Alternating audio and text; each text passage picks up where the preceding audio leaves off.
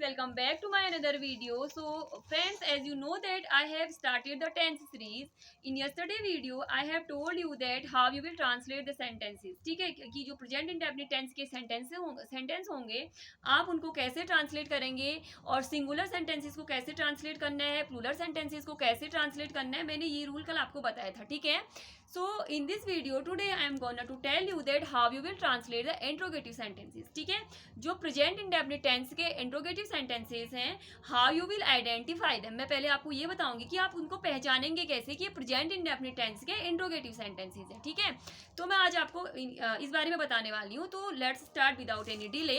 तो जब क्या होता है, जब क्या हिंदी के वाक्यों में सबसे पहले आता है. ठीक है. जब हिंदी के वाक्यों में सबसे पहले क्या आता है तो हम इंग्लिश ट्रांसलेशन करते समय क्या करते हैं, he she it. He she it क्या होते हैं हमारे दोस्तों, सिंगुलर होते हैं. ठीक है.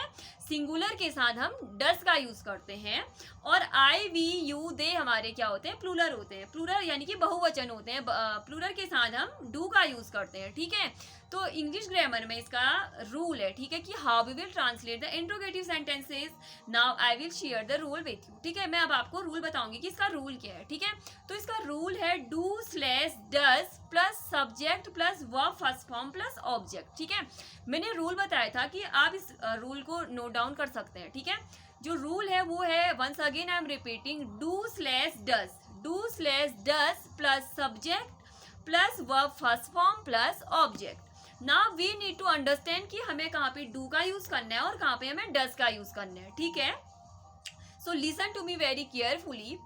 तो मैं आपको अब कुछ एग्जांपल्स दूंगी. ठीक है. तो इजीली आपको समझ आ जाएगा कि हमें कहाँ पे डू का यूज करना है और कहाँ पे डस का यूज करना है. Earlier also I have told you. ठीक है. तो जैसे मैं आपको एक एग्जांपल देती हूँ, क्या वह तुम्हें परेशान करता है. ये क्या है, सिंगुलर सेंटेंस है. ठीक है. और जैसे ता है, ते हैं, ती हैं आता है सेंटेंस. जो प्रेजेंट इंडेफिनिट टेंस के सेंटेंसेज होते हैं उनके लास्ट में क्या आता है, ता है, ते हैं, ती हैं आता है. ठीक है. ये आ रहा है ना हमारे सेंटेंस के एंड में, आ रहा है, जरूर आ रहा है. ठीक है. तो मैंने बोला था सिंगुलर के साथ हम डस का यूज करेंगे. तो सिंगुलर क्या होते हैं, ही शी इट क्या होते हैं, सिंगुलर होते हैं. तो मैंने आपको एग्जांपल दिया था, क्या वह तुम्हें परेशान करता है.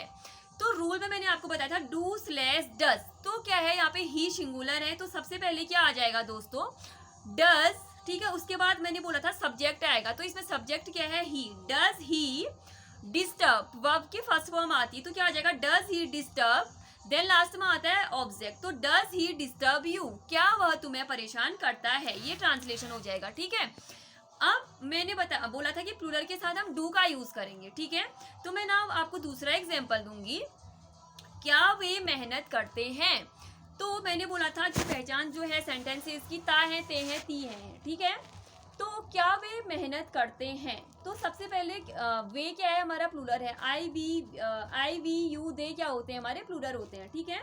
तो सबसे पहले हम क्या यूज करेंगे, डू दे वर्क हार्ड. ठीक है. डू दे वर्क हार्ड, ये क्या हो जाएगा, इसका ट्रांसलेशन हो जाएगा क्या वे मेहनत करते हैं. तो सिंगुलर के साथ सबसे पहले हमें सिंगुलर सेंटेंसेस के साथ डस का यूज करना है और जो प्लूरल सेंटेंसेस हैं उनको हमें डू से स्टार्ट करना है. ठीक है. मैंने आपको दो एग्जांपल्स बता दिए. मैं आपको एक और दो एग्जांपल और बताऊंगी. जैसे कि क्या वह किताबें खरीदता है. वह क्या है, सिंगुलर है. डस, सबसे पहले डस आ जाएगा, फिर आ जाएगा हमारा subject, does he buy a book. ठीक है. क्या वो किताबें खरीदता है. क्या वे तुम्हें डांटते हैं. तो वे क्या है, हमारा प्लूरल है. तो सबसे पहले क्या आ जाएगा, डू, फिर उसके बाद आ जाएगा सब्जेक्ट. तो सब्जेक्ट कौन है इसमें, they. Do they scold you. Understood. तो वीडियो दोस्तों, मैं अपनी वीडियो के माध्यम से आपको जो टेंस हैं उनको बहुत ही इजी तरीके से समझाने की कोशिश कर रही हूँ. और जो मैंने अपना पढ़ाने का तरीका रखा है, मैं आपको ज़्यादा बाइलिंगुअल समझा रही हूँ. बिकॉज कि मतलब टेंसेस समझने में बहुत उनको दिक्कत होती है. ठीक है. तो मैं आपको सबसे पहले बता रही हूँ कि आप how you will identify the sentences. ठीक है. क्योंकि टेंस बहुत ज़्यादा ज़रूरी होते हैं सीखने. अगर हमें इंग्लिश ग्रामर में कमांड हमें चाहिए होती है तो टेंस के हमारे बहुत ही ज़्यादा इंपॉर्टेंट है. ठीक है. तो मैं कोशिश कर रही हूँ कि मैं इजी तरीके से आप लोगों को समझा सकूँ. मैं उम्मीद करती हूँ कि ये वीडियोज़ आपके लिए बेनिफिशियल हो रही होंगी और मैं आपके लिए ऐसे ही नई नई वीडियोज़ लेके आऊँगी. And I would like to tell you one more thing.